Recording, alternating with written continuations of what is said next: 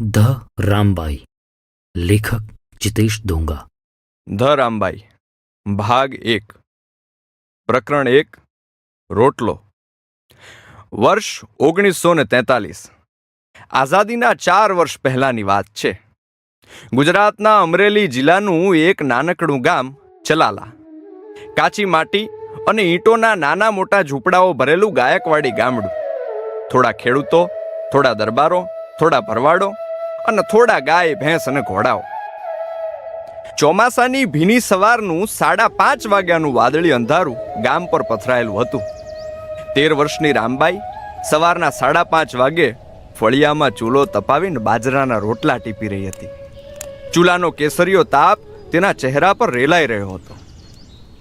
નીચે રંગબેરંગી સતારી અને કાચના આભલા ટાંકેલી લીલી ઘાઘરી, ઉપર ભરત ભરેલું વાદળી પોલકું, ગળામાં કાળા જાડા દોરામાં પરોવેલું હનુમાનજીનું માદળિયું, બંને કુમળા હાથમાં કાચની એક બંગડી, ડાબા હાથમાં લીલી બંગડી અને જમણા હાથમાં પીળી બંગડી. જમણા પગમાં એક જૂનું ખનખનાટ કરે એવું ઝાંઝર, પાછળ કમર સુધીનો લાંબો ગૂંથેલો ચોટલો અને એનું શરીર નાનકડું, સાવ પાતળું શરીર. દૂરથી કોઈ જુએ તો આ નાનકડી બાળા આ ઉંમરે રોટલા ઘડી શકે એ જ જાદુઈ વાર્તા લાગે. પરંતુ રામબાઈ વાર્તા ન હતી, એ ઘટના હતી. રામબાઈને કોઈ નજીકથી નિરખે તો ખબર પડે કે એના હાથની બંગડી નીચે રહેલા પાતળા કાંડામાં લોખંડી હાડમાસ હતું. કાથીની ચીંદરીથી બાંધેલી ઘાઘરી નીચે રહેલી કમરમાં એ તાકાત હતી કે એ 13 વર્ષની ઉંમરે મગફળીનો મોટો પૂળો ઊંચકી લેતી. જે પગમાં ક્યારેય ચંપલ હતી જ નહીં, એ પગની પછડાટથી ખેતરના ઢેફા ભાંગી જતા. અને છોકરડીનો ચહેરો કેવો માસૂમ, ભોળો, લાંબો, તાજા જન્મેલા બાળકની કુંબળી આંગળીઓના ટેરવાના રંગ જેવો રંગ. એમાંય સફેદ આંખો, હંમેશા ભીની રહેતી એ આંખોમાં દરિયા જેવી વાદળી કીકીઓ. કીકીઓની વચ્ચે કાળી ગોળ બિંદી, કાનમાં તાંબાની કડીઓ, નાકમાં પણ તાંબાની વાળી, મોટા કપાળ પર નાનકડો કંકુનો ચાંદલો. આ બધા સાથે સૂરજની જેમ ઉગતું એનું સ્મિત. રામબાઈનું ઘર ગામના છેવાડે હતું. ગાર માટી અને ઈંટોનું બનાવેલું વર્ષો જૂનું ઘર. ઘરમાં માત્ર એક ઓરડી અને ખૂણામાં અંધાર્યું રસોડું. ઓરડીમાં એક ખાટલો, અમુક ગોદડા, રસોડામાં થોડા વાસણ, ઘર ઉપર દેશી નળિયા, ઓસરીમાં ગાયના છાણનું લીપણ. 3-4 ખાટલા સમાઈ શકે એટલું ફળિયું. ફળિયાની ચારે તરફ માટીની દિવાલ. ફળિયાને છેડે સડેલા સાગના લાકડાની ખડકી અને એની કાંટેલી સાંકળ. ખડકીની બાજુમાં ખીલે બાંધેલી ગાય, દેશી ધોળી ગીર ગાય. મોટું કપાળ, લાંબા કાન, ગોળ શિંગડા. ગાયનું નામ હતું ગાવડી. સવારના આછા અંધારામાં દૂર નીલા આકાશમાં પોપટના ટોળા ઉડી રહ્યા હતા. 2-3 સફેદ કબૂતર પૂરા આભમાં ઘૂમી રહ્યા હતા. કુદરત ધીમેથી જાગી રહી હતી.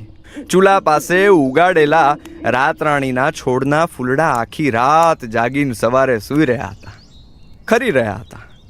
રાતરાણીની સુગંધ ફળિયામાં ફેલાયેલી હતી. ઘરના નળિયા પર ચકલીઓના કુટુંબ કલબલાટ કરી રહ્યા હતા. ચૂલામાં બળતા લાકડાનો તડ અવાજ આવી રહ્યો હતો. આ બધી જ કુદરત વચ્ચે ફળિયામાં બેઠી હતી આ અનોખી કુદરત, રામબાઈ. ખેતરનું અને ઘરનું કામ કરી કરીને એના નાનકડા હાથની કઠોર હથેળીઓ રોટલા પર ટપ ટપ ટપ ટીપતી હતી અને રોટલો પૂનમના ચાંદાની જેમ ગોળ ગોળ બનતો જતો હતો. આખો ગોળ રોટલો બને એટલે તાવડી પર મુકાતો હતો. ગરમ તાવડી બાજરીના કણોને શેકે એટલે બાજરીની સુગંધ હવામાં ઉઠતી હતી. રાતરાણીની મહેક અને બાજરીના રોટલાની શેકાવાની સુગંધ ભેગી થઈને ઉપર ઉઠતી હતી.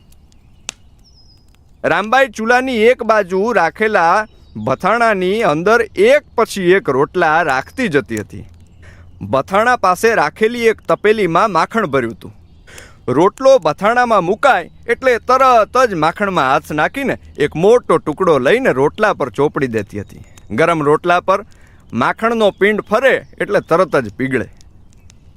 રામબાઈ એ પિંડને પકડીને રોટલાની ધાર પર ફેરવે અને પછી વધેલા માખણને રોટલાની વચ્ચે મૂકી દે. રામબાઈને ગામમાં રહેતા આગેવાન સોમા બાપાએ એકવાર કહેલું, તારો ભાઈ ખોડો મગજથી થોડો અસ્થિર છે. એ કાંટો ઓછો છે. આ અંગ્રેજો ને મેન્ટલ માણા કહે. એને પરાણે માખણ ખવડાવજે. માખણ ખાહે તો કાળિયા ઠાકોર જેવો તાકાત વાળો થાય. એટલે એ પોતાના નાનકડા ભાઈ ખોડા માટે બાજરાના રોટલા પર 2 ગણું માખણ લગાવતી.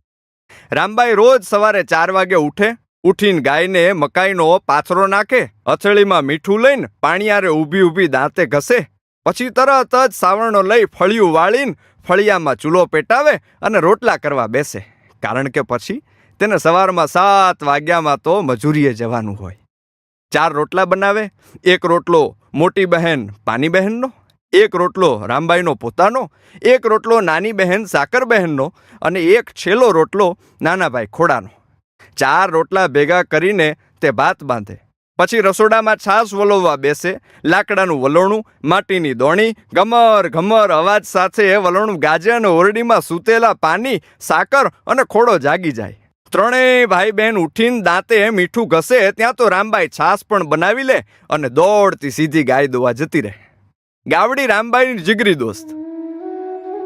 સવારે રામબાઈને જુએ એટલે ગાવડી બહુ અવાજ કરતી ઊભી થાય, મકાઈ ખાય. રામબાઈ બોગરી લઈને ગાવડીને દોવા જાય અને ગાવડીની પીઠ પર હાથ ફેરવે ત્યારે તેના આંચળ દૂધથી ફાટ થઈ જાય. રામબાઈ આંચળને સ્પર્શે અને દૂધની છેડો ફૂટે. ગાવડી વળી પાછી રામબાઈના ગળા પાસે પોતાનું મોઢું લઈ જાય અને એકવાર સૂંઘી લે. જો રામબાઈ ન હોય તો દૂધ પણ ના આવે.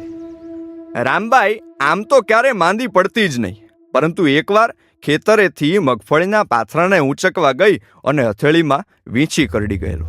સંધ્યા ટાણે વીંછી કરડ્યો, પણ તેણે કોઈને કહ્યું નહીં. આખી રાત વીંછીનો ડંખ અને ઝેર એવા ચડ્યા કે સવારમાં રામબાઈનો હાથ અને અડધું શરીર ખોટું પડી ગયું અને ઉલટીઓ થઈ.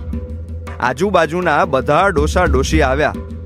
વીંછીનું ઝેર ઉતારવા માટે રામબાઈને ગાડામાં સુવડાવીને ગામના મંદિરે લઈ ગયા, જ્યાં પૂજારીએ અગરબત્તી લઈને અમુક મંત્રો બોલ્યા અને ઝેર ઉતર્યું. એ દિવસે રામબાઈનો હાથ સોજી ગયેલો એટલે ગાવડીને દોવા માટે નજીકમાં રહેતા કાળીમાં આવ્યા. આ રમોડી નાની છે ને તોય આખું ઘર હાંકે છે, અને આ મોટી પાનીને એકેય કામ કરવું ગમતું નથી. બોલતા કાળીમાં ગાવડી પાસે દોવા બેઠા અને ગાવડીએ તેમને સૂંઘ્યા. બીજી જ સેકન્ડે દડામ ગાવડીએ પાટું માર્યું અને કાળીમાં હવામાં ફંગોળાઈને રાતરાણીના છોડવા પાસે જઈને પડ્યા. હાથ ભાંગ્યો. એ દિવસથી રામબાઈ સિવાય કોઈ ગાવડી પાસે જાય નહીં. એ દિવસ જ્યારે સવારે 5:30 વાગે આ છોકરી ફળિયામાં બેઠી રોટલાઓ ટીપી રહી હતી, એ સમયે ખડકી બહાર એક દોડતા ઘોડાનો મોટો અવાજ આવ્યો. રામબાઈનો રોટલા ટીપતો નાનકડો હાથ ઊભો રહ્યો. ઘોડાનો અવાજ એટલો નજીક આવ્યો કે ગાય પણ એકવાર ભડકીને ભાંભરી. પરોઢના આ નીલા અજવાળામાં ખડકી બહાર કોઈ ઘોડા પર બેઠું હતું. ખડકી અંદર રામબાઈ તરત ઊભી થઈ. કોઈ માણસ ઘોડા પરથી નીચે કૂદવાનો અવાજ સંભળાયો. નીચે કૂદીને એ માણસ ખડકી પાસે આવીને ઊભું રહ્યું અને બહારથી ખડકીની સાંકળને પકડીને ખખડાવી. રામબાઈ સજાગ થઈ ગઈ. ઘોડાના ડાબલા, કોઈ આદમીના પગની પછડાટ, ખડકીની સાંકળની ખટખટ બધું સાંભળીને તેના શરીરમાં ડરની ક્ષણિક ધ્રુજારી જન્મી અને શમી ગઈ. તેણે લોટવાળા હાથ પોતાની ઘાઘરી સાથે લૂછ્યા અને ફાટેલી આંખે બંધ ખડકી સામે જોઈને કશુંક વિચારી રહી. એ ક્ષણ અને એના પછીની અમુક ક્ષણ રામબાઈના જીવનના રસ્તાઓ બદલવાની હતી. એ દિવસ રોજ કરતા અલગ હતો.